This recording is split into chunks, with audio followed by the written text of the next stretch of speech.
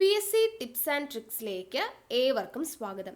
വരുന്ന LDC 2024, LGS 2024 എക്സാംസിന് prepare ചെയ്യുന്നവർക്ക് വേണ്ടിയിട്ടുള്ള സിലബസ് അനുസരിച്ചിട്ടുള്ള ഫ്രീ ക്ലാസ്സുകൾ നമ്മുടെ ചാനലിലൂടെ PSC ടിപ്സ് ആൻഡ് ട്രിക്സിലൂടെ നൽകിക്കൊണ്ടിരിക്കുകയാണ്.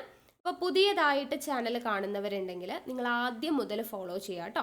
അപ്പോൾ അതിനുവേണ്ടി എന്ത് ചെയ്യണം? നമ്മുടെ ടെലിഗ്രാമിൽ ജോയിൻ ചെയ്യണം. ടെലിഗ്രാമിൻ്റെ ലിങ്ക് ഞാൻ താഴെ കമൻറ്റ് ബോക്സിൽ ഫസ്റ്റ് കമൻ്റ് ആയിട്ടും ഡിസ്ക്രിപ്ഷൻ ബോക്സിലും കൊടുത്തിട്ടുണ്ട്. അപ്പോൾ ടെലിഗ്രാമിൽ ജോയിൻ ചെയ്ത് കഴിഞ്ഞാൽ നിങ്ങൾക്ക് ഇതിൻ്റെ കറക്റ്റ് ഓർഡറിൽ ക്ലാസ് 1, ക്ലാസ് 2 എന്നും പറഞ്ഞ് ടോപ്പിക്കിൻ്റെ ഓർഡർ അനുസരിച്ച് വരാൻ വേണ്ടി പറ്റും. അപ്പോൾ ഇപ്പോൾ നിങ്ങൾ ആദ്യമായിട്ടാണ് കാണുന്നതെങ്കിൽ ആദ്യം മുതൽ കണ്ടുവരിക കേട്ടോ. ഓക്കെ, നിർത്തിയിട്ട് നിങ്ങൾ ഫസ്റ്റ് ക്ലാസ് തൊട്ട് കണ്ടുവരിക. അപ്പോഴാണ് അതിൻ്റെ ഒരു കണ്ടിന്യൂഷൻ നിങ്ങൾക്ക് കിട്ടത്തുള്ളൂ, കറക്റ്റായിട്ട് സിലബസ് കവർ ചെയ്യാൻ വേണ്ടി പറ്റത്തുള്ളൂ. ഓക്കെ, അപ്പോൾ ഒരു ദിവസം നമ്മൾ എത്ര ക്ലാസ്സുകളാണ് പ്രൊവൈഡ് ചെയ്യുന്നത്? 3 ക്ലാസ്സുകളാണ് പ്രൊവൈഡ് ചെയ്യുന്നത്. കാലത്ത് 10 മണിക്ക് GK പോർഷൻസ് ആണ്. ഇപ്പം നമ്മൾ LDCക്കും LGSനും കൂടെ കോമൺ ആയിട്ടുള്ള കോൺസ്റ്റിറ്റ്യൂഷൻ്റെ ഭാഗമാണ് എടുക്കുന്നത്. ഓക്കെ, അപ്പോൾ അത് 10 മണിക്കാണ് വരുന്നത്.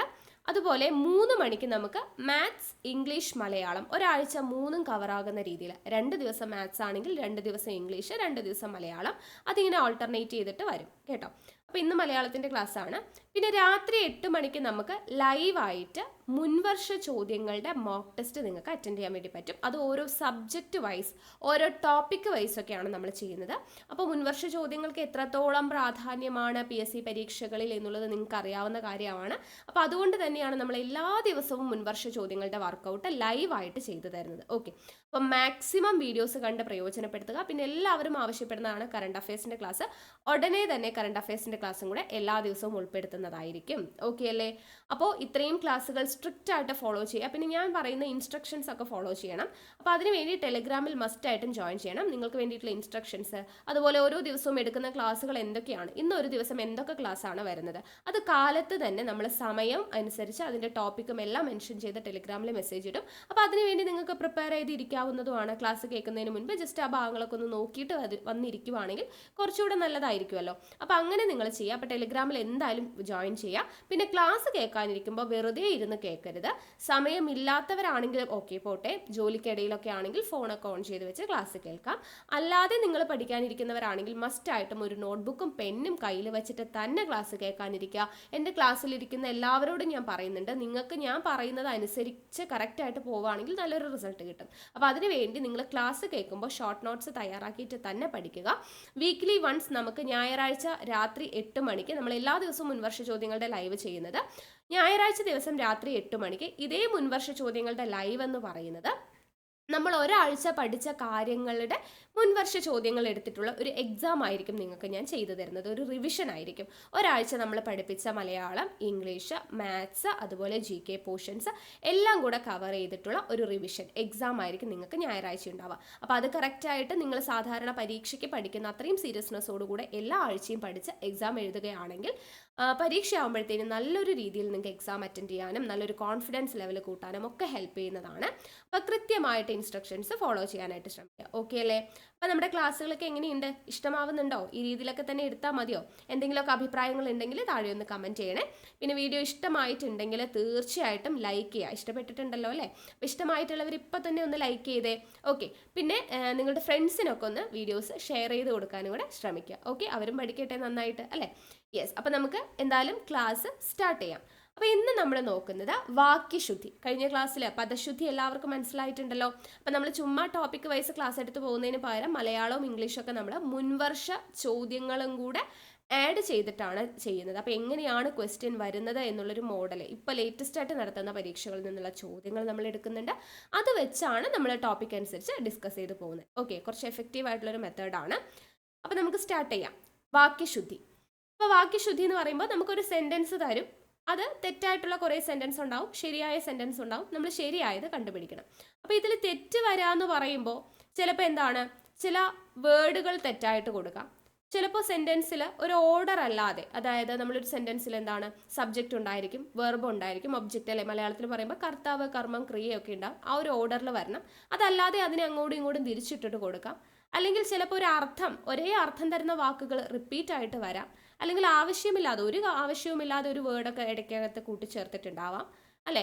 അങ്ങനെ പല തരത്തിലാണ് ഒരു വാക്യം തെറ്റിപ്പോകുന്നത്. അപ്പോൾ അതിന് പല പല പേരുകളുണ്ട്. പൗനരുക്ത്യം, സമുച്ചയദോഷം, പ്രക്രമഭംഗം എന്നൊക്കെ പറഞ്ഞു. അപ്പോൾ അതൊക്കെ എന്താണെന്നുള്ളത് നമ്മൾ ഈ ക്വസ്റ്റ്യൻസ് ഡിസ്കസ് ചെയ്യുന്നതിൻ്റെ കൂട്ടത്തിൽ പറഞ്ഞു തരുന്നുണ്ട് കേട്ടോ. ഓക്കെ, അപ്പോൾ നമുക്ക് നോക്കാം. ആദ്യത്തെ ചോദ്യം, ചുവടെ കൊടുത്തിരിക്കുന്നവയിൽ ശരിയായ വാക്യം ഏത്? വാക്യം ഞാൻ വായിക്കാം. അവൻ മാത്രമേ വന്നുള്ളൂ, അവൻ ഒരക്ഷരമുരിയാടിയില്ല, കേവലം ജലപാനം മാത്രം നടത്തി, വെറും വെള്ളം മാത്രം കുടിച്ചു. ഇതിലേതാണ് ശരിയായത് എന്നുള്ളതാണ്. ഒന്ന് ഗസ് ചെയ്തേ, കിട്ടുന്നുണ്ടോ എന്നുള്ളത്.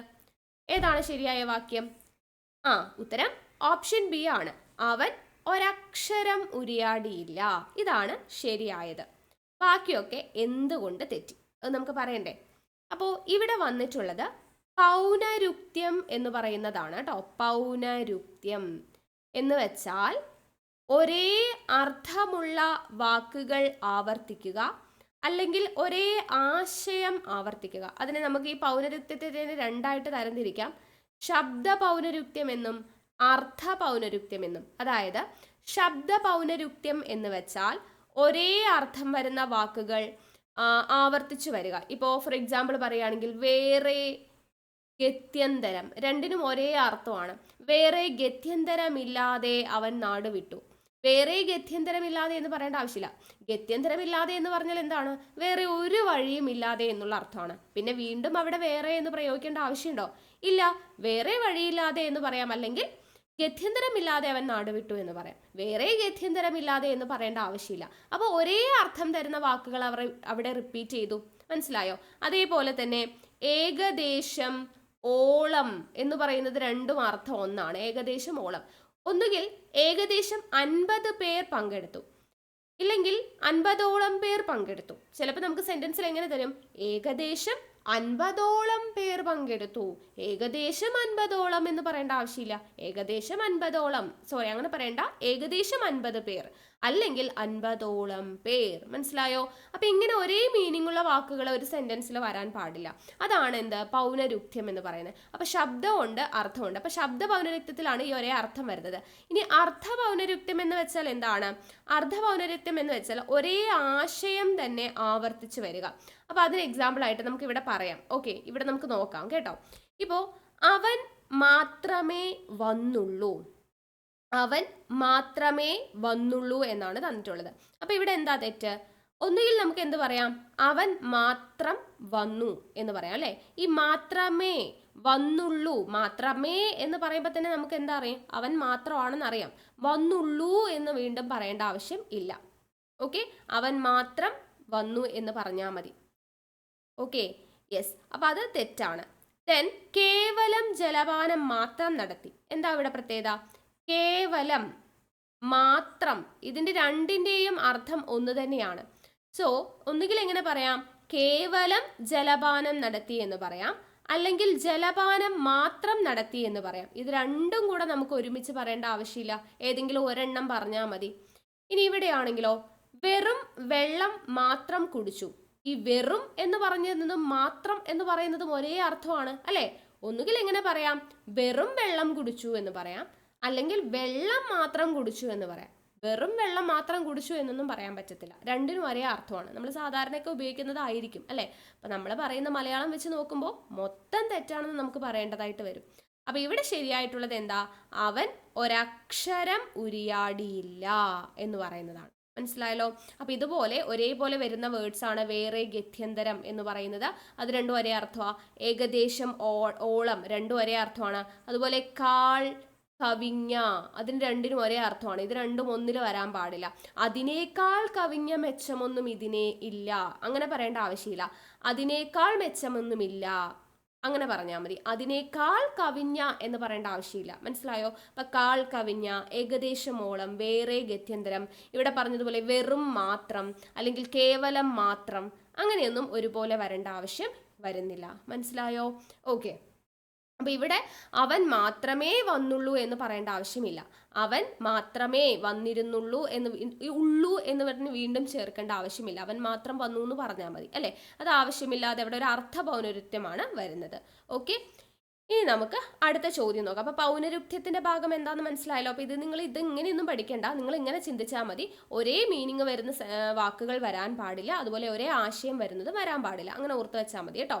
ഓക്കെ, നമുക്ക് എന്തായാലും ശരിയായ വാക്യം കണ്ടെത്താനേ ചോദിക്കുള്ളൂ. ഇത് പൗനരുക്തമാണോ സമുച്ചയദോഷമാണോ എന്നൊന്നും ചോദിക്കത്തില്ല. ഓക്കെ, അപ്പോൾ അത് മനസ്സിലാക്കി വെച്ചാൽ മതിയേ. ഞാൻ എന്തായാലും ടോപ്പിക്കിലുള്ളതല്ലേ, അപ്പോൾ അതുകൊണ്ട് പറഞ്ഞതാണ്. ഇനി അടുത്തത്, ചുവടെ കൊടുത്തിരിക്കുന്നവയിൽ ശരിയായ വാക്യം ഏത്? ശരിയായ വാക്യമാണ്. ഞാൻ വാക്യം വായിക്കാം. ജാഥയിൽ ഏകദേശം 1000-ഓളം ആളുകൾ ഉണ്ടായിരുന്നു. അടുത്തത്, ഉദ്ദേശം 20-നടുത്ത് കുടുംബങ്ങൾ മാത്രമേ അവിടെ താമസിക്കുന്നുള്ളൂ. ഏറെക്കുറെ 50-നകം ആളുകളെ വന്നുള്ളൂ. 40-ലധികം വണ്ടികൾ ഈ റൂട്ടിൽ ഓടുന്നു. അപ്പോൾ ഇവിടെ ശരിയായത് എന്ത്? ശരിയായത് എന്താണ് എന്നുള്ളതാണ് ചോദിച്ചിരിക്കുന്നത്. ഉത്തരം എന്താ? ഓപ്ഷൻ ഡി ആണ് ശരിയുത്തരം വരുന്നത്. അപ്പോൾ ഓപ്ഷൻ ഡി ആണ് ശരിയെന്ന് പറഞ്ഞു. 40-ലധികം വണ്ടികൾ ഈ റൂട്ടിൽ ഓടുന്നു. ബാക്കിയൊക്കെ എന്തുകൊണ്ട് തെറ്റി? നമുക്ക് നോക്കാം. ഇവിടെ ജാഥയിൽ ഏകദേശം 1000-ഓളം ആളുകൾ ഉണ്ടായിരുന്നു. നമ്മൾ തൊട്ട് മുൻപ് പറഞ്ഞതേ ഉള്ളൂ, ഏകദേശം എന്ന് പറഞ്ഞാലും ഓളം എന്ന് പറഞ്ഞാലും ഒരേ അർത്ഥമാണ്. അപ്പം എങ്ങനെ പറയണം ഇത്? ഒന്നുകിൽ ജാഥയിൽ ഏകദേശം 1000 ആളുകൾ ഉണ്ടായിരുന്നു എന്ന് പറയണം, അല്ലെങ്കിലോ ഏകദേശം എന്നില്ലാതെ ജാഥയിൽ 1000-ഓളം ആളുകൾ ഉണ്ടായിരുന്നു. അപ്പോൾ ഒന്നുമില്ല, ഏകദേശം കട്ട് ചെയ്യുക. അപ്പോൾ ജാഥയിൽ 1000-ഓളം ആളുകൾ ഉണ്ടായിരുന്നു എന്ന് പറയാം. ഇല്ലെങ്കിൽ 1000-ഓളം എന്നുള്ളതിൽ ഓളം കട്ട് ചെയ്യുക, ജാഥയിൽ ഏകദേശം 1000 ആളുകൾ ഉണ്ടായിരുന്നു എന്ന് പറയാം. മനസ്സിലായോ? അതിലേതെങ്കിലും ഒന്നാണ് നമുക്ക് പറയേണ്ടതുള്ളൂ. അപ്പോൾ നമുക്ക് എങ്ങനെ പറയാം? ജാഥയിൽ ഏകദേശം 1000, പിന്നെ 1000-ഓളത്തിൻ്റെ ആവശ്യമില്ല, 1000 ആളുകൾ ഉണ്ടായിരുന്നു എന്നായിരിക്കാം നമുക്ക് ശരിയായിട്ട് എഴുതേണ്ടത്. അല്ലെങ്കിൽ എങ്ങനെ എഴുതാം? ഏകദേശം എന്ന് വേണ്ട, ജാഥയിൽ 1000-ഓളം ആളുകൾ ഉണ്ടായിരുന്നു എന്ന് എഴുതാം. ഓക്കെ, അപ്പോൾ അതുകൊണ്ടാണ് അത് തെറ്റിപ്പോയത്. അടുത്തത്, ഉദ്ദേശം 20-നടുത്ത കുടുംബങ്ങൾ മാത്രമേ അവിടെ താമസിക്കുന്നുള്ളൂ. അപ്പോൾ ഉദ്ദേശം 20-നടുത്ത്, ഈ 20-നടുത്ത് എന്ന് പറഞ്ഞാൽ തന്നെ എന്താണ് അർത്ഥം? ഏകദേശം 20 എന്നുള്ളൊരു അർത്ഥമാണ് അല്ലേ. വീണ്ടും അവിടെ ഉദ്ദേശം എന്ന് പറയേണ്ട ആവശ്യമില്ല. 20-നടുത്ത ആളുകൾ എന്ന് പറയുമ്പോൾ തന്നെ നമുക്ക് മനസ്സിലാവും, 20-നടുത്ത കുടുംബങ്ങൾ എന്ന് പറഞ്ഞാൽ ഉദ്ദേശം 20 പേര് എന്നുള്ളൊരു അർത്ഥമാണ്. അപ്പോൾ ഈ ഉദ്ദേശം എന്ന് വീണ്ടും അവിടെ ഈ അടുത്ത് എന്ന് കൊടുത്തത് കൊണ്ട് ഉദ്ദേശം എന്ന് എടുത്ത് പറയേണ്ട ആവശ്യമില്ല. ഒന്നുകിൽ ഉദ്ദേശം 20 കുടുംബങ്ങൾ മാത്രമേ അവിടെ താമസിക്കുന്നുള്ളൂ എന്ന് പറയാം, പിന്നെയോ അല്ലെങ്കിൽ 20-നടുത്ത കുടുംബങ്ങൾ എന്ന് പറയാം. അപ്പോൾ ഇവിടെ തെറ്റി. പിന്നെ ഇവിടെ മാത്രമേ ഉള്ളൂ, നമ്മൾ നേരത്തെ പറഞ്ഞു, രണ്ടും കൂടെ വരേണ്ട ആവശ്യമില്ല. 20-നടുത്ത കുടുംബങ്ങളെ അവിടെ താമസിക്കുന്നുള്ളൂ എന്ന് മതി, അല്ലെങ്കിൽ മാത്രമേ എന്ന് പറയേണ്ട ആവശ്യം അവിടെ ഇല്ല. മാത്രമേ ഉള്ളൂ എന്ന് പറയുന്നത് ഒരുമിച്ച് വരേണ്ട ആവശ്യം ഇല്ല. അപ്പൊ ഇത് രണ്ടിടത്ത് മിസ്റ്റേക്ക് ഉണ്ട്. അടുത്തത്, ഏറെക്കുറെ 50-ലധികം ആളുകളെ വന്നുള്ളൂ. ഇവിടെ എന്താ?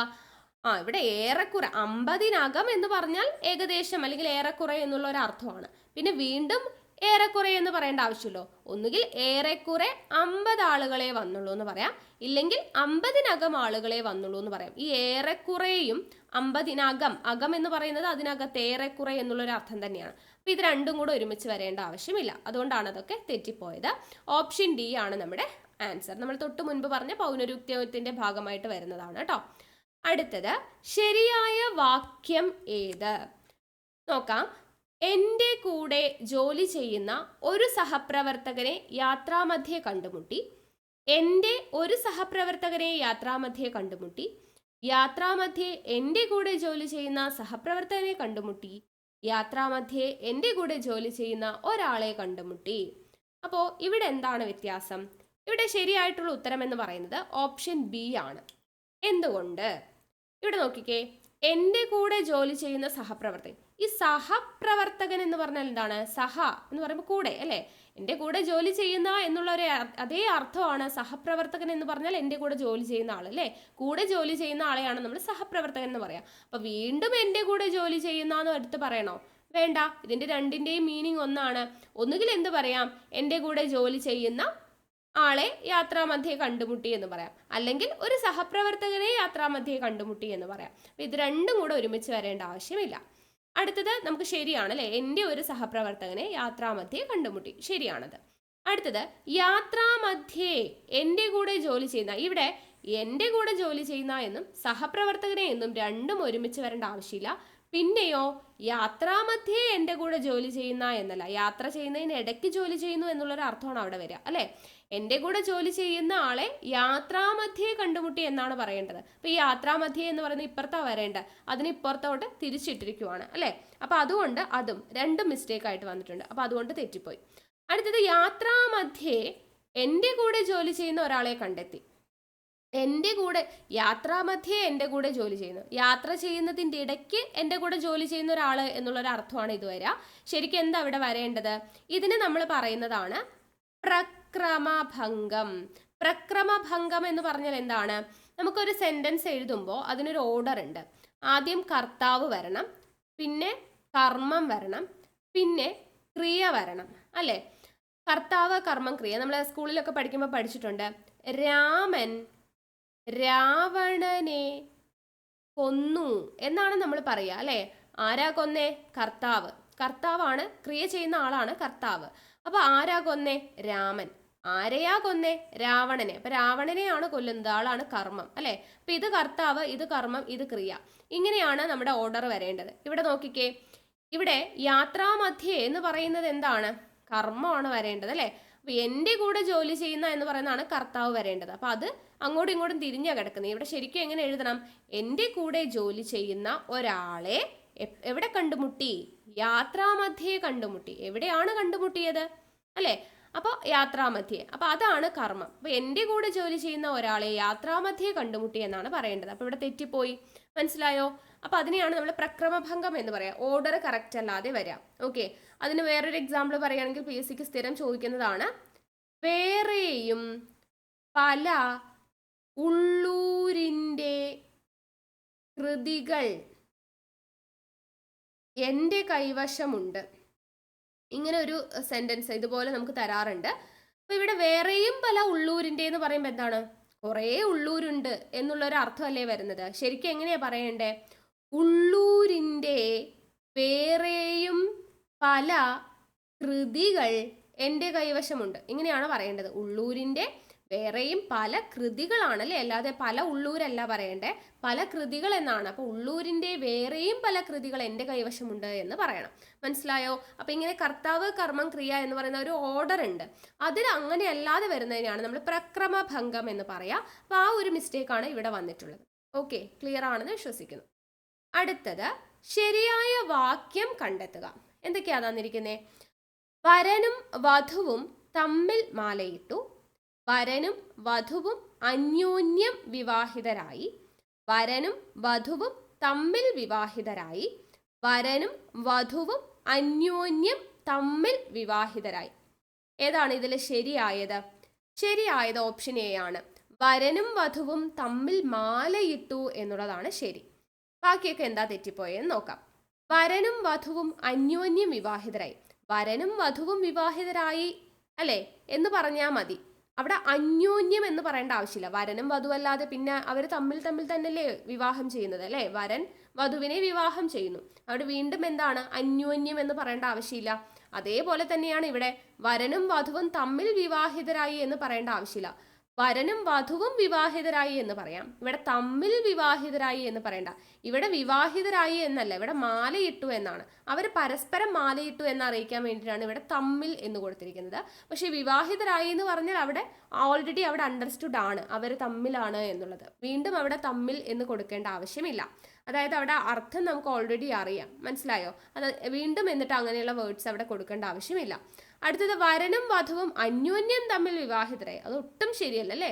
അന്യോന്യം തമ്മിൽ രണ്ടിനും ഒരേ അർത്ഥമാണ്. അത് അവിടെ ആവശ്യമില്ലാത്തൊരു കാര്യമാണ്. ഓക്കെ, അപ്പൊ അതുകൊണ്ടാണ് തെറ്റിപ്പോയത്. ഓപ്ഷൻ എ ആണ് ശരിയായിട്ടുള്ളത്. അടുത്ത ചോദ്യം, താഴെ നൽകിയ വാക്യങ്ങളിൽ ശരിയായവ ഏതെല്ലാമാണ്? ശരിയായതാണ് ചോദിച്ചിരിക്കുന്നത്. ഓപ്ഷൻസ് വായിക്കാം. കരുണയില്ലാത്ത പെരുമാറ്റം വെറുതെ വ്യർത്ഥമാണ്. കരുണയില്ലാത്ത പെരുമാറ്റം വ്യർത്ഥമാണ്. കരുണയില്ലാത്ത പെരുമാറ്റം വെറുതെയാണ്. കരുണയില്ലാത്ത വെറുതെയുള്ള പെരുമാറ്റം വ്യർത്ഥമാണ്. വായിക്കുമ്പോൾ തന്നെ നമുക്ക് മനസ്സിലാവും അല്ലെ. എന്താണ് ഇവിടെ? ഇവിടെയും പൗനരുക്ത്യമാണ്. അതായത് പെരുമാറ്റം വെറുതെ വ്യർത്ഥമാണ്. വെറുതെ എന്ന് വെച്ചാലും വ്യർത്ഥം എന്ന് പറഞ്ഞാലും ഒരേ അർത്ഥമാണ്. വ്യർത്ഥം എന്ന് പറഞ്ഞാൽ വെറുതെ എന്നുള്ള അർത്ഥമാണ്. അപ്പോൾ വെറുതെയും വ്യർത്ഥവും ഒരേ അർത്ഥം തരുന്നതാണ്. പിന്നെ എന്തിനാണ് ഈ സെന്റൻസിൽ കരുണയില്ലാത്ത പെരുമാറ്റം വെറുതെ വ്യർത്ഥമാണ്?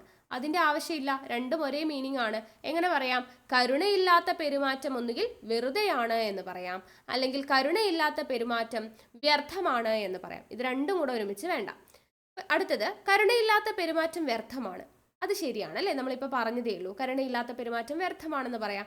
അടുത്തത്, കരുണയില്ലാത്ത പെരുമാറ്റം വെറുതെയാണ്. അതും ശരിയാണ്. വ്യർത്ഥമാണ്, വെറുതെയാണ്, രണ്ടും സെപ്പറേറ്റ് ആയിട്ട് എഴുതിയിട്ടുണ്ട്. സോ അത് രണ്ടും ശരിയാ. അടുത്തത്, കരുണയില്ലാത്ത വെറുതെയുള്ള പെരുമാറ്റം വ്യർത്ഥമാണ്. ഇവിടെ വെറുതെ തന്നു, ഇവിടെ വ്യർത്ഥം തന്നു, രണ്ടും ഒരേ അർത്ഥമാണ്. അപ്പം അതും വേണ്ട. അപ്പം നമുക്ക് ശരിയായിട്ടുള്ള രണ്ടെണ്ണം കിട്ടി. ഏതൊക്കെയാ? 2ഉം 3ഉം ശരിയാണ്. സോ ഉത്തരം ഓപ്ഷൻ ബി ആണ് ശരിയായി വരുന്നത്. മനസ്സിലായോ? അപ്പൊ വെറുതെ, വ്യർത്ഥം എന്നൊക്കെ പറഞ്ഞെങ്കിൽ ഒരേ അർത്ഥമാണ് എന്നുള്ളത് മനസ്സിലാക്കി വെക്കുക. അത് ഒരേ സെന്റൻസിൽ ഉപയോഗിക്കേണ്ട ആവശ്യമില്ല. അടുത്ത ചോദ്യം, ശരിയായ വാക്യം കണ്ടെത്തുക. അപ്പൊ ഇവിടെ ഈ ശരിയായ വാക്യം കണ്ടെത്തുക എന്ന് പറയുന്നതിൽ നമുക്ക് സംഖ്യാശബ്ദം അതുപോലെ തന്നെ പ്രക്രമഭംഗം രണ്ടിന്റെയും വരുന്നുണ്ട്. നമുക്ക് നോക്കാം, ഓപ്ഷൻസ് വായിക്കാം. 3 പുസ്തകങ്ങൾ അയാൾ എഴുതി, അയാൾ 3 പുസ്തകം എഴുതി, അയാൾ പുസ്തകങ്ങൾ 3 എഴുതി, പുസ്തകങ്ങൾ 3 അയാൾ എഴുതി. അപ്പൊ ഇവിടെ എന്തൊക്കെയാ മിസ്റ്റേക്ക്? ആദ്യത്തേത് വായിച്ചു നോക്കാം. 3 പുസ്തകങ്ങൾ അയാൾ എഴുതി. ആദ്യം എന്താ വരേണ്ടേ? കർത്താവ് എന്നതാണ് വരേണ്ടത് അല്ലെ. അപ്പൊ കർത്താവ് ആരാ ഇവിടെ? ആരാ എഴുതിയത് അല്ലെ? ക്രിയ ചെയ്യുന്ന ആളാണ് കർത്താവ്. ആരാ ഇവിടെ ക്രിയ ചെയ്യുന്നത്? എഴുതിയ ആളാണ് കർത്താവ്. ആരാ എഴുതിയത്? അയാളാണ് എഴുതിയത്. അപ്പൊ അയാൾ എന്ന് പറയുന്നതാണ് കർത്താവ്. ഇനി കർമ്മമാണ് എഴുതേണ്ടത് അല്ലെ, കർമ്മമാണ് അവിടെ എഴുതേണ്ടത്. അപ്പോൾ എന്താണ് കർമ്മം എന്ന് വെച്ചാൽ എഴുതി എന്നതാണ് ക്രിയ. ആ എഴുതിയത് എന്താ? അതാണ് കർമ്മം. എന്താ എഴുതിയേ? 3 പുസ്തകമാണ് അല്ലേ. പുസ്തകം എന്നാണ് പറയേണ്ടത്, പുസ്തകങ്ങൾ എന്ന് പറയില്ല. എന്തുകൊണ്ടാണ്? അവിടെ അടുത്തത് നമ്മൾ പറയുന്നു. ഇപ്പൊ നമ്മൾ പറഞ്ഞത് പ്രക്രമഭംഗമാണ്, ഇത് ഓർഡറിലല്ല എന്ന് പറഞ്ഞു. ഓർഡറിൽ ആക്കുകയാണെങ്കിലും അയാൾ 3 പുസ്തകങ്ങൾ എന്ന് പറയണ്ട, അത് സംഖ്യാശബ്ദം എന്ന് പറയും. സംഖ്യാശബ്ദത്തിൽ വരുന്നതാണ് കേട്ടോ, വാക്യശുദ്ധിയിൽ സംഖ്യാശബ്ദം. അതായത് നമ്മളിപ്പോൾ ഒരു സംഖ്യയെ കുറിക്കുന്നു, 3, 1, 2 അങ്ങനെയുള്ള സംഖ്യകളെ കുറിക്കുന്ന സമയത്ത് അത് ഏകവചനമായിരിക്കണം അതിൻ്റെ കൂട്ടത്തിൽ വരേണ്ടത്. ഓക്കെ, ഫോർ എക്സാമ്പിൾ ഇപ്പം 3 പുസ്തകങ്ങൾ, ങ്ങൾ എന്ന് പറയുമ്പോൾ അതെന്താ? അത് ബഹുവചനമാണ്, അങ്ങനെ പറയണ്ട. 3 പുസ്തകം എന്ന് പറഞ്ഞാൽ മതി. 5 വർഷങ്ങൾ എന്ന് പറയണ്ട, 5 വർഷം എന്ന് പറഞ്ഞാൽ മതി. മനസ്സിലായോ? അതുപോലെ ഓരോ കുട്ടികൾ എന്ന് പറയും, ഓരോ കുട്ടികൾ എന്ന് പറയണ്ട. ഓരോ എന്ന് പറയുമ്പോൾ അവിടെ സംഖ്യയാണ്, ഒന്നിനെ കുറിക്കുന്നു. 1 എന്ന് പറയുന്നത് എന്താണ്? അത് ഏകവചനമാണ് അല്ലേ. അപ്പോൾ ഒരു കുട്ടിയെ കുറിച്ച് പറഞ്ഞാൽ മതി. അപ്പോൾ ഓരോ കുട്ടികൾ എന്ന് പറയണ്ട, ഓരോ കുട്ടി എന്ന് പറഞ്ഞാൽ മതി. മനസ്സിലായോ? അപ്പോൾ ഒരു സംഖ്യാശബ്ദത്തിന്റെ കൂടെ എപ്പോഴും ഏകവചനമായിരിക്കണം നമ്മൾ ഉപയോഗിക്കേണ്ടത്. അപ്പോൾ ഇവിടെ 3 പുസ്തകങ്ങൾ എന്ന് വേണ്ട, പുസ്തകം മതി. എന്നിട്ട് പിന്നെ എഴുതി എന്നുള്ളതാണ് ക്രിയ. അപ്പോൾ ഇതാണ് കറക്റ്റ് ഓർഡർ. കർത്താവ്, കർമ്മം, ക്രിയ. അയാൾ 3 പുസ്തകം എഴുതി. അങ്ങനെയായപ്പോൾ നമ്മുടെ ആൻസർ കിട്ടി. ഓപ്ഷൻ ബി നോക്കിക്കേ, അയാൾ 3 പുസ്തകം എഴുതി. ഇതാണ് നമ്മുടെ ശരിയായ ഉത്തരം അല്ലെ. കർത്താവ് അയാളാണ്, 3 പുസ്തകം കർമ്മം, എഴുതി എന്ന് പറയുന്നത് ക്രിയ. ഇവിടെ 3 പുസ്തകം, പുസ്തകങ്ങൾ എന്ന് പറഞ്ഞിട്ടില്ല, അപ്പൊ അത് ശരിയാണ്. ഇവിടെ നോക്കിക്കേ, അടുത്ത ഓപ്ഷൻ, അയാൾ പുസ്തകങ്ങൾ 3 എഴുതി. ഓർഡറും തെറ്റാണ്. 3ന്റെ കൂടെ ങ്ങൾ എന്ന് പറയുന്ന ബഹുവചനവും വേണ്ട. ശരിക്കും എങ്ങനെ വരണം? അയാൾ 3 പുസ്തകം എഴുതി. അങ്ങോട്ടും ഇങ്ങോട്ടും മാറ്റിയാ കൊടുത്തിരിക്കുന്നത്. പിന്നെ പുസ്തകങ്ങൾ എന്ന് വേണ്ട. അടുത്ത ഇവിടെ പുസ്തകങ്ങൾ 3 അയാൾ എഴുതി. അങ്ങനെയാണോ പറയണ്ടേ? അല്ല, അയാൾ എന്ന് ആദ്യം വരണം, 3 എന്ന് രണ്ടാമത് വരണം, പുസ്തകങ്ങൾ എന്ന് വേണ്ട, പുസ്തകം എഴുതി എന്നാണ് വരേണ്ടത്. മനസ്സിലായോ? അപ്പൊ ഇതാണ് ഇവിടെ വന്ന മിസ്റ്റേക്ക്. അപ്പൊ സംഖ്യാശബ്ദം, ഏതെങ്കിലും ഒരു സംഖ്യയെ കുറിക്കുന്ന ശബ്ദം വന്നു കഴിഞ്ഞാൽ അതിന്റെ കൂടെ നമ്മൾ ഏകവചനം മതി, ബഹുവചനം വേണ്ട. ങ്ങൾ എന്ന് പറയുന്ന പ്രയോഗം വേണ്ട.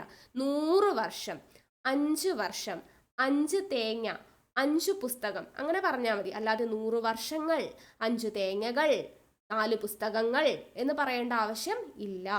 ഓക്കെ, മനസ്സിലായെന്ന് വിശ്വസിക്കുന്നു കേട്ടോ. അടുത്തത്, ശരിയായ വാക്യം തിരഞ്ഞെടുത്തെഴുതുക. തന്നിരിക്കുന്നത് നോക്കിക്കേ, കൈക്കൂലി വാങ്ങാനും ആദർശം പ്രസംഗിക്കുകയും ചെയ്യാൻ ഇന്നത്തെ നേതാക്കന്മാർക്ക് മടിയില്ല. അടുത്തത്, കൈക്കൂലി വാങ്ങുവാനും ആദർശം പ്രസംഗിക്കുവാനും ഇന്നത്തെ നേതാക്കന്മാർക്ക് മടിയില്ല. കൈക്കൂലി വാങ്ങുകയും ആദർശം പ്രസംഗിക്കാനും ഇന്നത്തെ നേതാക്കന്മാർക്ക് മടിയില്ല. കൈക്കൂലി വാങ്ങിച്ചും ആദർശം പ്രസംഗിച്ചും ഇന്നത്തെ നേതാക്കന്മാർക്ക് മടിയില്ല. അപ്പൊ ഇവിടെ എന്താണ് ഇവിടെ ശരിയായ വാക്യം? അപ്പോൾ അതിന് മുൻപ് ഇവിടെ എന്താ വരുന്നതെന്ന് ചോദിച്ചു കഴിഞ്ഞാൽ, അതായത് ഇവിടെ വാങ്ങാനും പ്രസംഗിക്കുകയും എന്നൊക്കെയാണ് പറഞ്ഞു തന്നിരിക്കുന്നത് അല്ലേ. അപ്പോൾ ഈ പറയുന്നതാണ് സമുച്ചയദോഷം എന്ന് പറയുന്നതിൽ വരുന്നതാണ് കേട്ടോ. വാക്യശുദ്ധിയിൽ സമുച്ചയദോഷം എന്നാണ് ഇതിനെ പറയുക. അതായത് നമ്മൾ ഉപയോഗിക്കുന്ന കൂടി, അല്ലെങ്കിൽ എങ്കിൽ, അതുപോലെ ഒരു, പിന്നെ പക്ഷേ, ഇങ്ങനെയുള്ള സാധനങ്ങളൊക്കെ നമ്മൾ എന്ത് ചെയ്യാണ്, ആവശ്യമില്ലാത്തിടത്ത് കൊണ്ട് പ്രയോഗിക്കുക. ഏതൊക്കെ സാധനങ്ങളാണ്? കൂടി, ഒരു, എങ്കിൽ, പക്ഷേ, ഇങ്ങനെയുള്ള സാധനങ്ങളൊക്കെ നമ്മൾ ആവശ്യമില്ലാതെ ഉപയോഗിക്കുക. അങ്ങനെയാണെന്നുണ്ടെങ്കിൽ അതിനെയാണ് സമുച്ചയദോഷം എന്ന് പറയാം. അപ്പോൾ ഇവിടെ നമുക്ക് നോക്കാം. ഇവിടെ എന്താണ്? കൈക്കൂലി വാങ്ങാനും ആദർശം പ്രസംഗിക്കുകയും, ഇങ്ങനെ പറയാൻ പറ്റില്ല. ഇവിടെ നമ്മൾ പ്രയോഗിക്കുകയാണെങ്കിൽ ഇവിടെ ആണെങ്കിൽ ഇപ്പുറത്തും ആയിരിക്കണം, ഇവിടെ ആണെങ്കിൽ ഇവിടെയും ആയിരിക്കണം കേട്ടോ. അപ്പൊ വരുവാണെങ്കിൽ ഇപ്പുറത്തും തന്നെ വരണം. ഓക്കെ, മനസ്സിലായോ?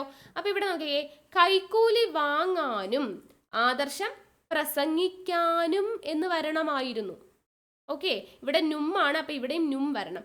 ആദർശം, കൈക്കൂലി വാങ്ങാനും ആദർശം പ്രസംഗിക്കാനും എന്ന് പറയണം. അല്ലാതെ ആദർശം പ്രസംഗിക്കുകയും, ഇവിടെ വാങ്ങാനും ഇവിടെ പ്രസംഗിക്കുകയും, അങ്ങനെ വരുമ്പോൾ അത് തെറ്റിപ്പോവും. ഓക്കെ, അടുത്തത് കൈക്കൂലി വാങ്ങുവാനും ആദർശം പ്രസംഗിക്കുവാനും ഇന്നത്തെ നേതാക്കന്മാർക്ക് മടിയില്ല എന്നാണ് പറഞ്ഞിരിക്കുന്നത്. അപ്പൊ അത് നമുക്ക് ശരിയാണ് അല്ലേ. ഓപ്ഷൻ ബി ശരിയാണ്. കാരണം ഇവിടെ ആണ്, ഇവിടെയും ആണ്. അടുത്തത് കൈക്കൂലി വാങ്ങുകയും ആദർശം പ്രസംഗിക്കാനും, തെറ്റല്ലേ. ഇവിടെ ഇവിടെ ആണ് വന്നിരിക്കുന്നത്, തെറ്റാണ്. അടുത്തത് കൈക്കൂലി വാങ്ങിച്ചും ആദർശം പ്രസംഗിച്ചും, രണ്ടും ശരിയാണ്. പക്ഷേ എന്താ പറയുന്നത്? കൈക്കൂലി വാങ്ങിച്ചും ആദർശം പ്രസംഗിച്ചും ഇന്നത്തെ നേതാക്കന്മാർക്ക് മടിയില്ല. വാങ്ങിച്ചും പ്രസംഗിച്ചും മടിയില്ല, അതൊരു സുഖല്ലേ അല്ലേ. കൈക്കൂലി വാങ്ങിച്ചും ആദർശം പ്രസംഗിച്ചും പിന്നെ എന്തൊക്കെയോ അവിടെ ചെയ്യുന്നൊരു ഫീലാണ് നമുക്ക് വരിക. ഇന്നത്തെ നേതാക്കന്മാർക്ക് മടിയില്ല, അത് അർത്ഥം വെച്ച് നോക്കുമ്പോൾ അത് തെറ്റായിട്ട് വരുന്നുണ്ട്. ഓക്കെ, അപ്പൊ അതുകൊണ്ട് ഇതെല്ലാം തെറ്റാണ്. ഓപ്ഷൻ ബി ആണ് ശരി. ഓക്കെ, അപ്പൊ ഈ പറഞ്ഞിട്ടുള്ള കാര്യങ്ങൾ ഒന്ന് ഓർത്തിരിക്കുക. ഈ ഇവിടെ വന്നാൽ ഇപ്പുറത്തും തന്നെ വരണം, അത് ഓർത്തിരിക്കുക കേട്ടോ. പിന്നെ വേറെ എക്സാമ്പിൾ പറയാം. ഈ സമുച്ചയ ദോഷം എന്ന് പറയുന്നതിന് മറ്റൊരു എക്സാമ്പിൾ ആണ്. ഇപ്പം PSC തന്ന ഒരു ക്വസ്റ്റ്യൻ ആണ് പ്രീവിയസ് ഇയറിൽ.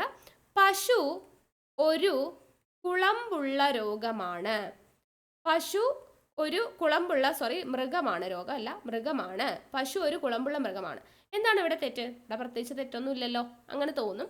പക്ഷെ നോക്കിയേ, പശു ഒരു കുളമ്പുള്ള മൃഗമാണ്. ഇവിടെ ഒരു എന്ന് പറയുന്നതിന്റെ ആവശ്യമുണ്ടോ? പശു ഒരു കുളമ്പെന്ന് പറയുമ്പോൾ ഒറ്റ കുളമ്പേ ഉള്ളൂ പശുവിന്, അങ്ങനെ നമുക്ക് അർത്ഥം ഫീൽ ചെയ്യും അല്ലേ. അപ്പൊ ഇതിന്റെ ഇവിടെ ആവശ്യമില്ല. പശു കുളമ്പുള്ള മൃഗമാണ് എന്ന് പറഞ്ഞാൽ മതി. പശു ഒരു കുളമ്പുള്ള മൃഗമാണ് എന്ന് പറയുമ്പോൾ പശുവിന് ആകെ ഒറ്റ കുളമ്പേ ഉള്ളൂ, ആ ഒരു അർത്ഥമാണ് വരിക. അപ്പൊ ഈ ഒരു ഇവിടെ ആവശ്യമില്ലാതെ പ്രയോഗിച്ചിരിക്കുകയാണ്. അതാണ് നമ്മൾ പറഞ്ഞ സമുച്ചയദോഷത്തിൽ വരുന്ന ഒരു എക്സാമ്പിൾ കേട്ടോ. അപ്പൊ ഒരുവിന്റെ ആവശ്യം ഇവിടെ ഇല്ല.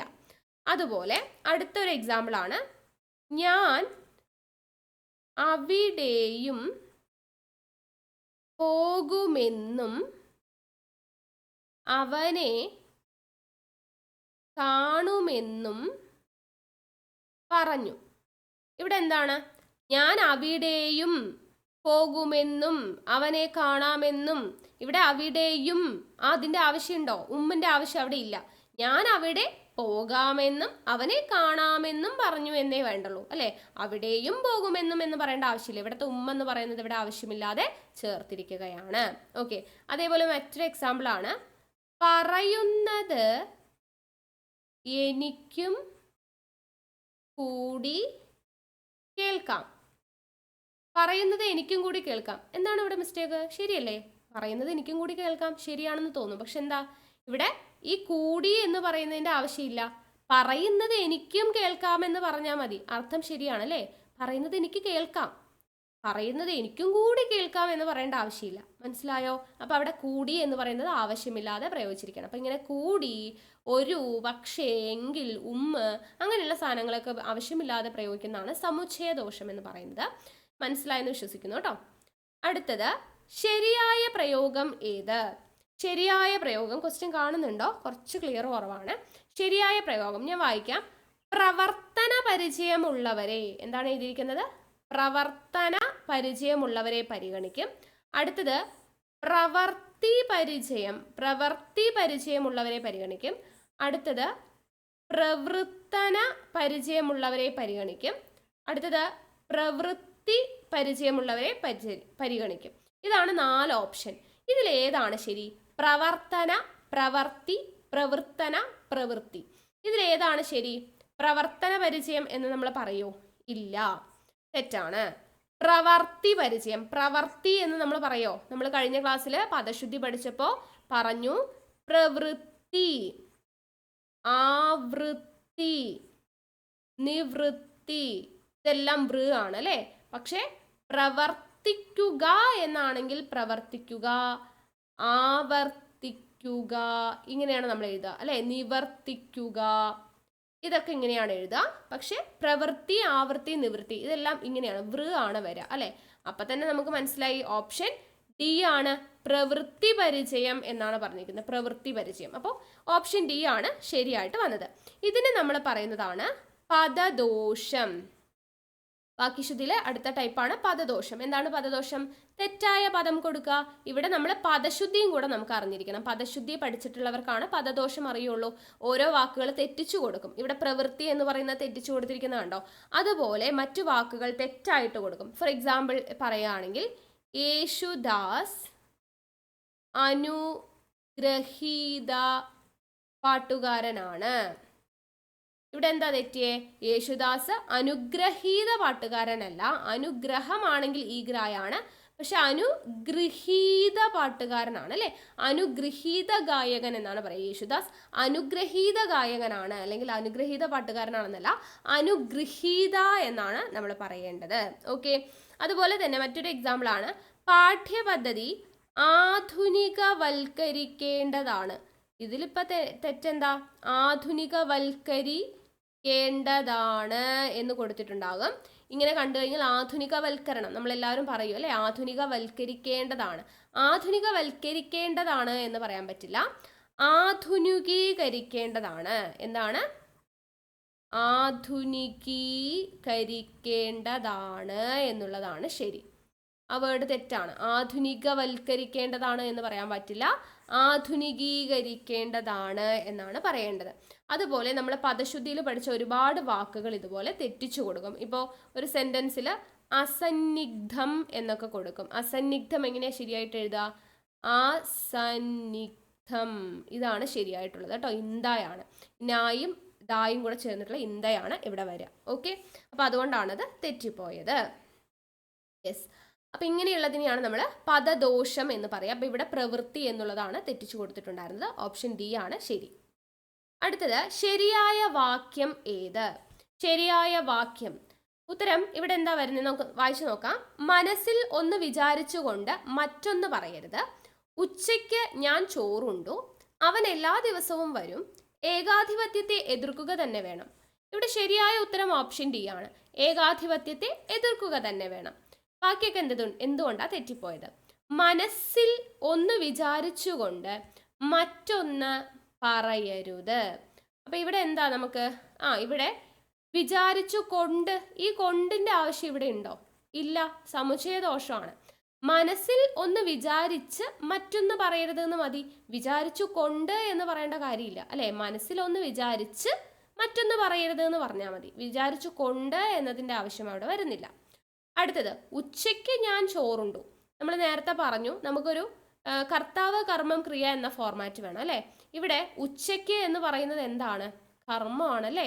ആരാണ്? ചോറുണ്ടു എന്ന് പറയുന്നതാണ് അവിടുത്തെ ക്രിയ.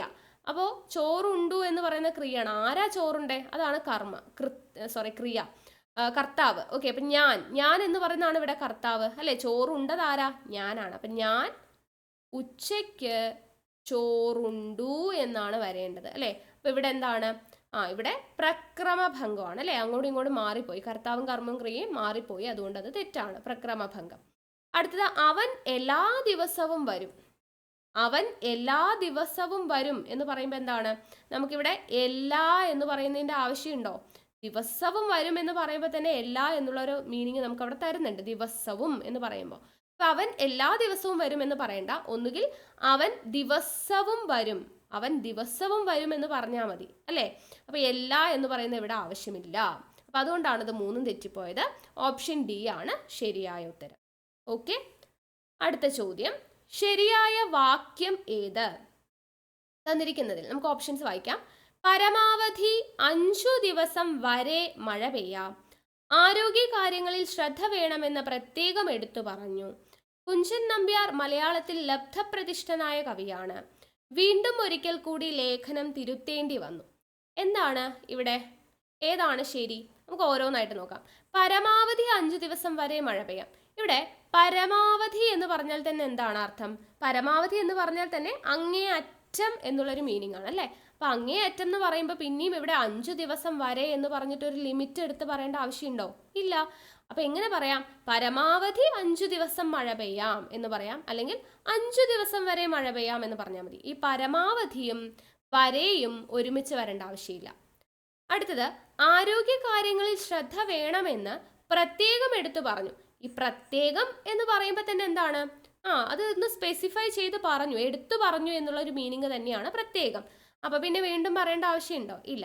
ആരോഗ്യ കാര്യങ്ങളിൽ ശ്രദ്ധ വേണമെന്ന് എടുത്തു പറഞ്ഞു എന്ന് പറയാം, അല്ലെങ്കിൽ ആരോഗ്യ കാര്യങ്ങളിൽ ശ്രദ്ധ വേണമെന്ന് പ്രത്യേകം പറഞ്ഞു എന്ന് പറയാം. ഈ പ്രത്യേകവും എടുത്തു എന്നുള്ളതും ഒരുമിച്ച് വരേണ്ട ആവശ്യം ഇല്ല. അടുത്തത്, കുഞ്ചൻ നമ്പ്യാർ മലയാളത്തിൽ ലബ്ധപ്രതിഷ്ഠനായ കവിയാണ്. ഇത് അടുത്തൊരു ചോദ്യം വരുന്നുണ്ട്, അപ്പൊ ഞാൻ എക്സ്പ്ലെയിൻ ചെയ്ത് പറയാം. ഉത്തരം ഓപ്ഷൻ സി ശരിയാണ് കേട്ടോ. കുഞ്ചൻ നമ്പ്യാർ മലയാളത്തിൽ ലബ്ധപ്രതിഷ്ഠനായ കവിയാണ്, അത് ശരിയാണ്. ഓക്കെ. അടുത്തത്, വീണ്ടും ഒരിക്കൽ കൂടി ലേഖനം തിരുത്തൽ വേണ്ടി വന്നു. ഇവിടെ എന്തുകൊണ്ടാണ് തെറ്റിപ്പോയത്? വീണ്ടും എന്ന് പറഞ്ഞാൽ തന്നെ ഒരു തവണയും കൂടെ ചെയ്തു എന്നുള്ളൊരു അർത്ഥമാണ് അല്ലേ? അപ്പൊ വീണ്ടും ഒരിക്കൽ ലേഖനം തിരുത്തേണ്ടി വന്നു എന്ന് പറയാം, അല്ലെങ്കിൽ ഒരിക്കൽ കൂടി ലേഖനം തിരുത്തേണ്ടി വന്നു എന്ന് പറയാം. ഈ വീണ്ടും കൂടിയും എന്ത് ചെയ്യാൻ പറ്റില്ല? ഒരേപോലെ ഒരു സെന്റൻസിൽ കൊടുക്കേണ്ട ആവശ്യമില്ല. വീണ്ടും കൂടി രണ്ടും ഒരേ അർത്ഥമാണ്. വീണ്ടും ഒരിക്കൽ ലേഖനം തിരുത്തേണ്ടി വന്നു എന്ന് പറയാം, അല്ലെങ്കിൽ ഒരിക്കൽ കൂടി ലേഖനം തിരുത്തേണ്ടി വന്നു എന്ന് പറയാം. ഓക്കെ, അപ്പൊ ഉത്തരം ഓപ്ഷൻ സി ആണ്. ലബ്ധപ്രതിഷ്ഠയുമായി ബന്ധപ്പെട്ട അടുത്ത ക്വസ്റ്റ്യൻ കണ്ടോ, റിപ്പീറ്റ് ആയിട്ട് ചോദിച്ചുകൊണ്ടിരിക്കും കേട്ടോ. അപ്പൊ അതുകൊണ്ടാണ് നമ്മളിങ്ങനെ ക്വസ്റ്റ്യൻസ് വെച്ച് ഡിസ്കസ് ചെയ്യുന്നത്. അടുത്തത്, ശരിയായ വാക്യങ്ങൾ എഴുതുക. അദ്ദേഹം ലബ്ധപ്രതിഷ്ഠ നേടിയ സാഹിത്യകാരനാണ്. ലബ്ധപ്രതിഷ്ഠ നേടിയ സാഹിത്യകാരൻ. അദ്ദേഹം പ്രതിഷ്ഠ നേടിയ സാഹിത്യകാരനാണ്. അദ്ദേഹം ലബ്ധപ്രതിഷ്ഠ ആർജിച്ച സാഹിത്യകാരനാണ്. അദ്ദേഹം ലബ്ധപ്രതിഷ്ഠനായ സാഹിത്യകാരനാണ്. ഇതില് ശരിയായ വാക്യം എന്താണ് എന്നുള്ളതാണ് ചോദിച്ചിരിക്കുന്നത്. അപ്പോൾ ഇവിടെ നോക്കിക്കേ, ലബ്ധപ്രതിഷ്ഠ. ഈ ലബ്ധ എന്ന് പറഞ്ഞാൽ, ലബ്ധം എന്ന് പറഞ്ഞാൽ എന്താണ് അർത്ഥം? നേടി എന്ന അർത്ഥമാണ്. ലബ്ധം എന്ന് പറഞ്ഞാൽ എന്താണ്? നേടി. അപ്പൊ പിന്നെ ഇവിടെ അദ്ദേഹം ലബ്ധപ്രതിഷ്ഠ നേടിയ, ഇവിടെ ഒരു നേടിയതിന്റെ ആവശ്യമുണ്ടോ? ലബ്ധ എന്ന് പറഞ്ഞ, ലബ്ധപ്രതിഷ്ഠ എന്ന് പറഞ്ഞാൽ തന്നെ അദ്ദേഹം എന്തോ നേടി എന്നുള്ള അർത്ഥം തന്നെയാണ്. അപ്പൊ പിന്നെ നേടിയ എന്ന് വീണ്ടും പറയേണ്ട ആവശ്യമില്ല. ലബ്ധം എന്ന് പറഞ്ഞാൽ നേടിയ എന്നുള്ളതാണ്. അപ്പൊ രണ്ടും കൂടെ ഒരുമിച്ച് വരണ്ട. അദ്ദേഹം പ്രതിഷ്ഠ നേടിയ സാഹിത്യകാരനാണ് എന്ന് പറഞ്ഞിട്ടുണ്ട്. പ്രതിഷ്ഠ നേടിയ സാഹിത്യകാരനാണ് എന്നുള്ളതാണ്. അപ്പൊ അത് ശരിയാണ് അല്ലെ? കാരണം എന്താ? ഇവിടെ ലബ്ധം എന്ന് കൊടുത്തിട്ടില്ല. ലബ്ധത്തിന്റെ അർത്ഥമാണ് നേടി. അപ്പൊ ലബ്ധ നേടിയ എന്ന് പറഞ്ഞ് കൊടുത്തിട്ടില്ല, പ്രതിഷ്ഠ നേടിയ എന്നുള്ളതാണ്. അപ്പൊ ഉത്തരം ശരിയാ. അടുത്തത്, അദ്ദേഹം ലബ്ധപ്രതിഷ്ഠ ആർജിച്ച. ആർജിച്ച എന്ന് പറഞ്ഞാൽ എന്താണ്? നേടിയ എന്നുള്ള അർത്ഥം തന്നെയാണ്. അപ്പൊ ലബ്ധി എന്ന് പറഞ്ഞാൽ നേടിയതാണ്. അപ്പോൾ ആർജിച്ച, ലബ്ധം രണ്ടും എന്താണ്? നേടിയ എന്നുള്ള അർത്ഥമാണ്. സോ അത് തെറ്റിപ്പോയി. അടുത്തത്, അദ്ദേഹം ലബ്ധപ്രതിഷ്ഠനായ സാഹിത്യകാരനാണ്. ലബ്ധപ്രതിഷ്ഠൻ എന്നാണ് പറഞ്ഞിരിക്കുന്നത്, അല്ലാതെ ലബ്ധപ്രതിഷ്ഠ നേടിയ എന്നൊന്നും പറഞ്ഞിട്ടില്ല. സോ അതും ശരിയാണ്. അപ്പൊ 2ഉം 4ഉം ആണ് ശരി. ഓപ്ഷൻ ഡി ആണ് നമ്മുടെ ഉത്തരം. ഓക്കെ, അപ്പൊ ലബ്ധി എന്ന് പറഞ്ഞാൽ എന്താണ്? നേടി എന്നുള്ള അർത്ഥമാണ്. ലബ്ധി, ലബ്ധി എന്ന് പറഞ്ഞാൽ എന്താണ്? നേടി എന്നുള്ള അർത്ഥമാണ്. സോ ലബ്ധപ്രതിഷ്ഠ നേടിയ എന്ന് പറയേണ്ട ആവശ്യമില്ല. ഓർത്തിരിക്കുക കേട്ടോ, രണ്ടും കുറേ തവണ ചോദിച്ചിട്ടുണ്ട്. അടുത്തത്, ശരിയായ വാക്യം ഏത്? ഓപ്ഷൻസ് വായിക്കാം. പിച്ചു നടക്കുന്ന വൃദ്ധയുടെ പേരക്കുട്ടി, കത്തിക്കരിഞ്ഞ മാനേജറുടെ വീട്, കാലൊടിഞ്ഞ ബിന്ദുവിന്റെ കുട നന്നാക്കിയെടുത്തു, മാനേജറെ കണ്ടിട്ടും കാര്യം നടന്നില്ല. അപ്പൊ ഇതിൽ ഓരോന്നായിട്ട് നമുക്ക് നോക്കാം. പിച്ചു നടക്കുന്ന വൃദ്ധയുടെ പേരക്കുട്ടി. പേരക്കുട്ടി ആണ് പിച്ചു നടക്കുന്നത് അല്ലെ? അപ്പൊ ഇവിടെ എന്താ? കർത്താവും കർമ്മവും ക്രിയയൊക്കെ മാറി. അപ്പൊ എങ്ങനെയാ പറയണ്ടേ? വൃദ്ധയുടെ, വൃദ്ധയാണ് ഒന്നാമത്, പിച്ച നടക്കുന്ന പേരക്കുട്ടി, ഇങ്ങനെയാണ് പറയേണ്ടത് അല്ലെ? പേരക്കുട്ടിയാണ് പിച്ച നടക്കുന്നത്. അപ്പൊ വൃദ്ധയുടെ പിച്ച നടക്കുന്ന പേരക്കുട്ടി. അപ്പോൾ വൃദ്ധ പിച്ച നടക്കുന്നത് കുട്ടിയാണല്ലോ. അപ്പൊ വൃദ്ധയുടെ പിച്ച നടക്കുന്ന പേരക്കുട്ടി എന്നാണ് പറയേണ്ടത്. അപ്പൊ കർത്താവും കർമ്മവും ക്രിയയും മാറിപ്പോയി, അതുകൊണ്ട് അത് തെറ്റിപ്പോയി. അടുത്തത്, കത്തിക്കരിഞ്ഞ മാനേജറുടെ വീട്. കത്തിക്കരിഞ്ഞ മാനേജറോ? മാനേജർ കത്തിക്കരിഞ്ഞു എന്നുള്ള ഒരു അർത്ഥമാവോ അല്ലെ? എങ്ങനെ പറയണം? മാനേജറുടെ കത്തിക്കരിഞ്ഞ വീട് എന്ന് പറയണം. വീടല്ലേ കത്തിക്കരിഞ്ഞത്, അല്ലാതെ മാനേജർ കത്തിക്കരിഞ്ഞു എന്നുള്ള അർത്ഥമല്ല വരേണ്ടത് അല്ലേ. അപ്പൊ കർത്താവും കർമ്മവും ക്രിയയും മാറിപ്പോയി. അടുത്തത് കാലൊടിഞ്ഞ ബിന്ദുവിന്റെ കുട നന്നാക്കിയെടുത്തു. ബിന്ദുവിന്റെ കാലൊടിഞ്ഞിട്ട് ബിന്ദുവിന്റെ കാലാണോ നേരാക്കിയെടുത്തേ? അല്ല, കാലൊടിഞ്ഞ ബിന്ദുവിന്റെ അല്ല, ബിന്ദുവിന്റെ കാലൊടിഞ്ഞ കുട നന്നാക്കിയെടുത്തു എന്നാണ് പറയാം അല്ലെ. ബിന്ദുവിന്റെ കാലൊടിഞ്ഞ കുടയാ നന്നാക്കിയത്, അല്ലാതെ ബിന്ദുവിന്റെ കാലൊടിഞ്ഞു എന്നുള്ള അർത്ഥം വരരുത്. കാലൊടിഞ്ഞ ബിന്ദു എന്ന് പറയുമ്പോൾ ബിന്ദുവിന്റെ കാലൊടിഞ്ഞു എന്നുള്ള ഒരു അർത്ഥം വരും അല്ലെ. അപ്പൊ അതും തെറ്റാ. അപ്പൊ ഇത് 3 തെറ്റാ. അപ്പൊ പിന്നെ ഓപ്ഷൻ ഡി ശരിയാണ്. മാനേജറെ കണ്ടിട്ടും കാര്യം നടന്നില്ല. ഓക്കെ, ബാക്കി 3 തെറ്റിപ്പോയി. അപ്പൊ ഇങ്ങനെ കർത്താവ് കർമ്മം ക്രിയ ഇത് അങ്ങോട്ടും ഇങ്ങോട്ടും മാറിപ്പോകുന്നത് എന്താണ്? പ്രക്രമഭംഗം എന്ന് പറയുന്ന ഭാഗത്ത് വരുന്നതാണ്. ഓക്കെ, അടുത്ത ചോദ്യം. താഴെ പറയുന്നവയിൽ നിന്നും ശരിയായ വാക്യം തിരഞ്ഞെടുത്തെഴുതുക. നമുക്ക് നോക്കാം. കുറച്ചു ദൂരത്തേക്ക് മുന്നിലേക്ക് നടന്നാൽ വായനശാലയിൽ എത്താം. ഈ ദൂരത്തേക്ക് എന്ന് പറഞ്ഞാൽ എന്താ? കുറച്ചു ദൂരത്തേക്ക് എന്ന് പറഞ്ഞാൽ കുറച്ചും കൂടെ മുന്നിലോട്ട് എന്നുള്ള ഒരു അർത്ഥം തന്നെയല്ലേ. അപ്പൊ ദൂരത്തേക്ക് എന്ന് പറഞ്ഞിട്ട് പിന്നെ മുന്നിലേക്ക് എന്ന് പറയേണ്ട ആവശ്യമില്ല. കുറച്ചു ദൂരം മുന്നിലേക്ക് എന്ന് പറയാം, അല്ലെങ്കിൽ കുറച്ചു ദൂരത്തേക്ക് നടന്നാൽ എന്ന് പറയാം, അല്ലെങ്കിൽ കുറച്ചു ദൂരം മുന്നിലേക്ക് എന്ന് പറയാം. ഇവിടെ ദൂരത്തേക്ക് മുന്നിലേക്ക് എന്ന് പറഞ്ഞ് എടുത്താൽ പറയേണ്ട ആവശ്യമില്ല. അടുത്തത് കുറച്ചു ദൂരത്തേക്ക് മുന്നോട്ട് നടന്നാൽ. ഇവിടെയും അത് തന്നെ, ദൂരത്തേക്ക് എന്ന് പറഞ്ഞാൽ തന്നെ കുറച്ച് മുന്നോട്ട് എന്നുള്ള അർത്ഥമാണ്. അപ്പൊ വീണ്ടും ഇവിടെ മുന്നോട്ട് എന്ന് പ്രയോഗിക്കേണ്ട ആവശ്യമില്ല. കുറച്ച് മുന്നോട്ട് നടന്നാൽ എന്ന് പറയാം, അല്ലെങ്കിൽ കുറച്ചു ദൂരത്തേക്ക് നടന്നാൽ എന്ന് പറഞ്ഞാൽ മതി. അടുത്തത് കുറച്ചു ദൂരം മുന്നോട്ട് നടന്നാൽ വായനശാലയിൽ എത്താം. കുറച്ചു ദൂരം മുന്നോട്ട് നടന്നാൽ ശരിയാണ് അല്ലെ. ദൂരത്തേക്ക് എന്നൊന്നും പറഞ്ഞിട്ടില്ല. അടുത്തത് കുറച്ചു ദൂരം മുന്നോട്ടേക്ക് നടന്നാൽ വായനശാലയിലെത്താം. കുറച്ച് ദൂരം എന്നിവിടെ പറഞ്ഞിട്ടുണ്ട്, അപ്പൊ തന്നെ കുറച്ച് മുന്നോട്ട് എന്നുള്ളതായി. മുന്നോട്ടേക്ക്, ഇക്കിന്റെ ആവശ്യം ഇവിടെ ഇല്ല. ഇക്ക് എന്ന് പറഞ്ഞാൽ വീണ്ടും എന്താണ് അർത്ഥം? വീണ്ടും റിപ്പീറ്റഡ് ആണ് അല്ലെ. കുറച്ചു ദൂരം മുന്നോട്ട് എന്ന് പറഞ്ഞാൽ മതി, അല്ലെങ്കിൽ കുറച്ചു ദൂരത്തേക്ക് എന്ന് പറഞ്ഞാൽ മതി. കുറച്ചു ദൂരം മുന്നോട്ടേക്ക് എന്ന് പറയേണ്ട ആവശ്യമില്ല. ഓക്കെ, അപ്പൊ അതുകൊണ്ടാണ് അത് തെറ്റിപ്പോയത്. ഉത്തരം ഓപ്ഷൻ സി ആണ് കേട്ടോ. അടുത്തത് ശരിയായ വാക്യം തിരഞ്ഞെടുത്തെഴുതുക. ഇവിടെ നോക്കിക്കേ, ശരിക്കും പറഞ്ഞാൽ ഈ ചോദ്യത്തിൽ എല്ലാ ഓപ്ഷൻസും തെറ്റാണ്. ഇത് ഡിലീറ്റഡ് ആവേണ്ട ക്വസ്റ്റ്യൻ ആണ്. പക്ഷെ PSC നമുക്ക് ഉത്തരം തന്നിട്ടുണ്ട് ഓപ്ഷൻ ബി ആണ് എന്നുള്ളത്. അപ്പൊ എന്തുകൊണ്ടാണ് ഇത് ഡിലീറ്റഡ് ആവേണ്ടതാണ് എന്ന് ഞാൻ പറഞ്ഞതെന്ന് ചോദിച്ചാൽ, ആദ്യത്തെ ഓപ്ഷൻ, അയാൾ രാപ്പകലില്ലാതെ അഹോരാത്രം പണിയെടുത്തു. ഒന്നാമത്തെ കാര്യം, രാപ്പകൽ എന്ന് പറഞ്ഞാൽ, രാപ്പകൽ ഇല്ലാതെ എന്ന് പറഞ്ഞാലും അഹോരാത്രം എന്ന് പറഞ്ഞാൽ എന്താണ്? രാവില്ല പകലില്ലാതെ പണിയെടുത്തു എന്നുള്ളതാണ് അഹോരാത്രം. അപ്പൊ രാപ്പകലില്ലാതെ എന്നും അഹോരാത്രം രണ്ടും ഒരേ മീനിങ് ആണ്. സോ രണ്ടും കൂടെ വേണ്ട.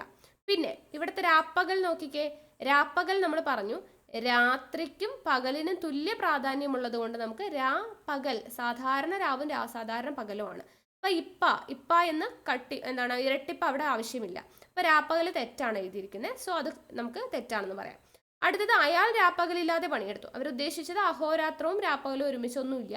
അപ്പൊ അതുകൊണ്ട് ശരിയാണെന്നായിരിക്കും. പക്ഷെ ഇവിടെ രാപ്പകൽ എന്ന് എഴുതിയിട്ടുള്ളത് തെറ്റായിട്ടാണ് കൊടുത്തിട്ടുള്ളത്. ഓക്കെ, അടുത്തത്, അയാൾ അഹോരാത്രം മുഴുവൻ പണിയെടുത്തു.